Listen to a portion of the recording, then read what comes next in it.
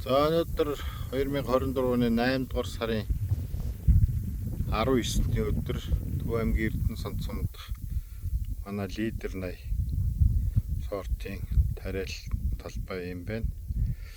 За манай энэ сүүлийн үед бороо нэлээд орж байгаа.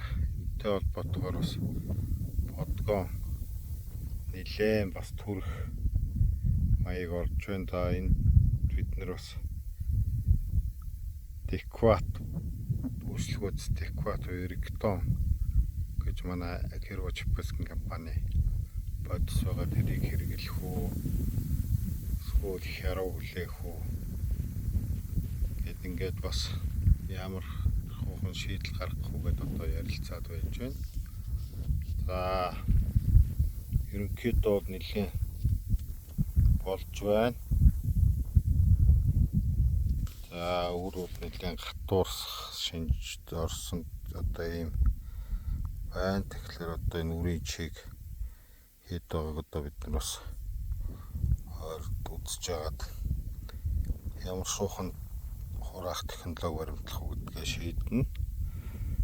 За ерөнхийдөө бол хог урам бол үндсэндээ байхгүй.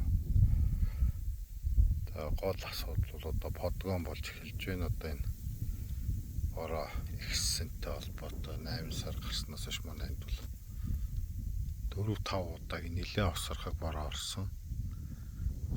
Энд та бүхэн харж байгаа бох ингээд нөгөө хэсэг подкон нэлээд түрээд гараад ирсэн ийм байдалтай байна.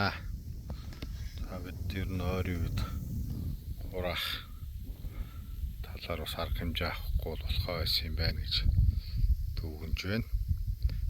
Одоо ингээд та бүхэн харж байхдаа энэ рүүгээ бүр их ингээд нөгөө туяа суудсан подкон үүссэн ийм байна.